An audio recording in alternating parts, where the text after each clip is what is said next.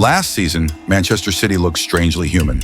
The 2024-25 campaign ended only third in the Premier League on 71 points, 13 behind champions Liverpool, and a Champions League exit to Real Madrid in the new knockout playoff round.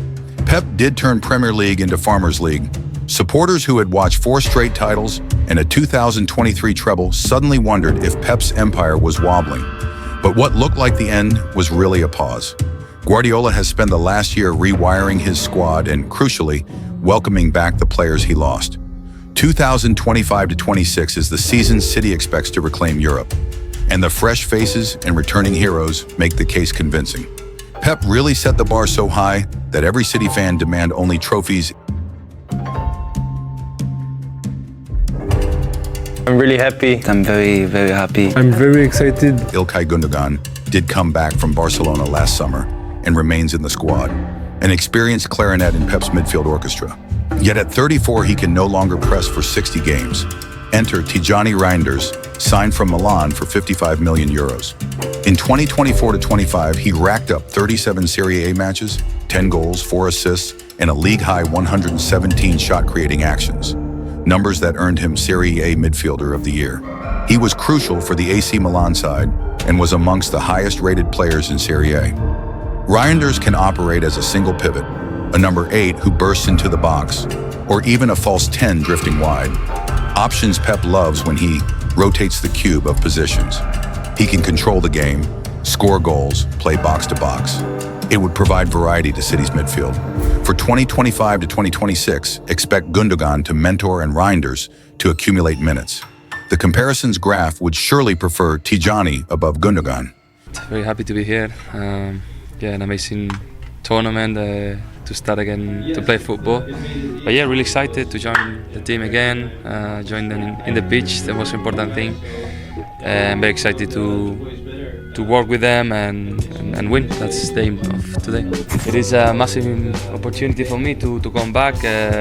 Maybe if this tournament doesn't happen, I will be on holidays. But for me individually, it's a great opportunity to come back at the highest level and play a tournament we never played. City's collapse last season coincided with the ACL tear of Rodri, crowned Ballon d'Or 2024 after Spain's Euro triumph, the one who bought the first UCL to Manchester City.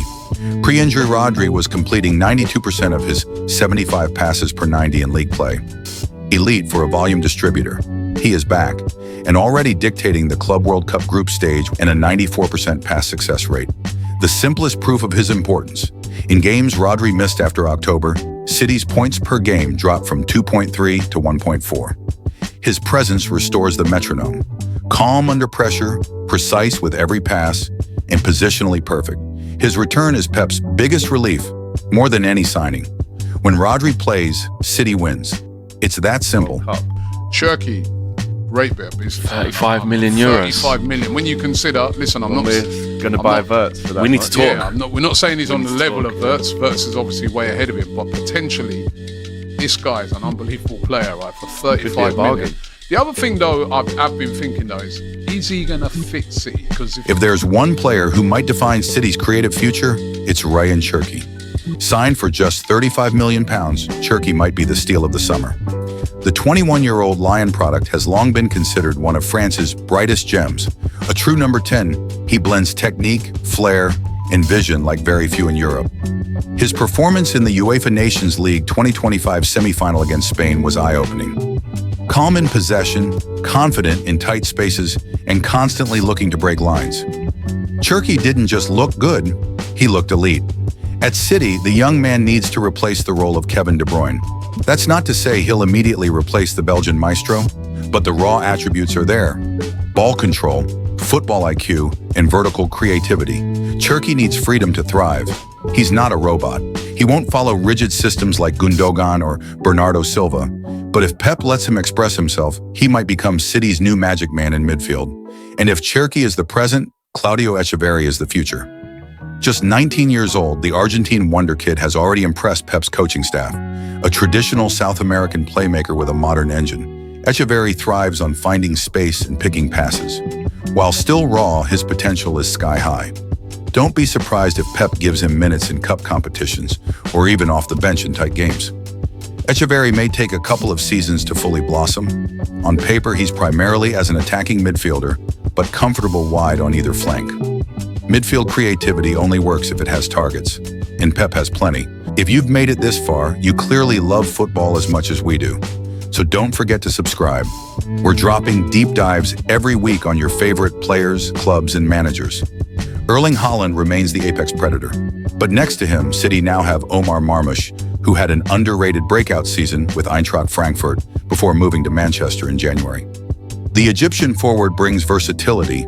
He can play as a second striker, winger, or even false nine. Then there's the wide options.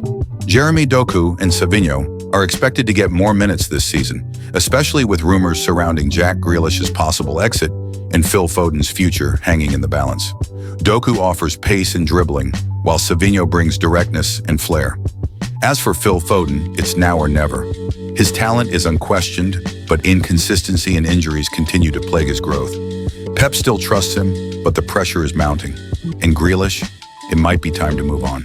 What kind of conversations did you have with Pep since you've arrived? Has he spoken to you at all about your role and what he expects of you at City? No, we speak about everything, you know, about the life, about the city with in Manchester. Yeah, for sure, he know what I can do. I think can improve with me a lot because we know he's the best manager in the world. We saw the last few years what City they did in the pitch. It was incredible. In defense, City pulled off another clever signing, Rayan Aït-Nouri from Wolves. The Algerian fullback was one of Wolves' most creative players in the 2024-25 season, delivered 7 Premier League assists, 4 goals, 3.4 successful dribbles, and 1.3 key passes per 90, with an 86.6% pass completion. His overlapping runs, close control, and smart combinations with wingers made him one of the most exciting left-sided players in the Premier League. However, Pep won't use him as a wingback. He needs Aït-Nouri to develop defensively and operate more like Juan Cancelo did during his peak years at City, but Pep will drill him on positioning because he conceded 1.78 goals per 90 with Wolves, an unacceptable figure for a left-back in City's high line. Pep needs to make him more reliable when it comes to defending. If he masters that balance, he could be a long-term solution at left-back, where City have often rotated between makeshift options. One question remains: will Pep evolve? Historically, Guardiola adapts tactics based on his players, not vice versa. But over the last couple of seasons, he's been more rigid, preferring control over chaos, patterns over improvisation. That might need to change. For the first time in nearly a decade, Manchester City begin a season without Kevin De Bruyne. He's left the club after declining a new deal, closing the chapter on one of the most iconic Premier League careers. With over 130 assists and countless, Pep now looks to young players like Cherki and Echeverri to carry the creative torch. But let's be clear, there's no replacing Kevin, only evolving past him. Also, just an update. While working on this video, Man City lost the round of 16 to Al Hilal in the Club World Cup. This video might not sync well, but if you guys want me to make a video on the drawbacks City would face next season, just comment down below. Let's get back in. With players like Cherki, Doku, and Reijnders, this City team could embrace more spontaneity and creativity. We might see a shift from positional play to more expressive football. It would be unlike traditional Pep. But maybe it's exactly what City need to surprise Europe again. Manchester City were humbled in 2025. Injuries, poor recruitment, and tactical rigidity cost them dearly. But instead of panicking, Pep Guardiola went back to the lab and reloaded. Rodri is back. Creativity is back. The hunger is back. City now boasts a young, dynamic midfield, versatile attackers, and fresh ideas at fullback. Pep's City is not done. They're back, and they're coming for everything. Thanks for watching. What do you think? Is Pep's City really back, or is it just hype? Let us know in the comments and stay tuned for more football documentaries right here.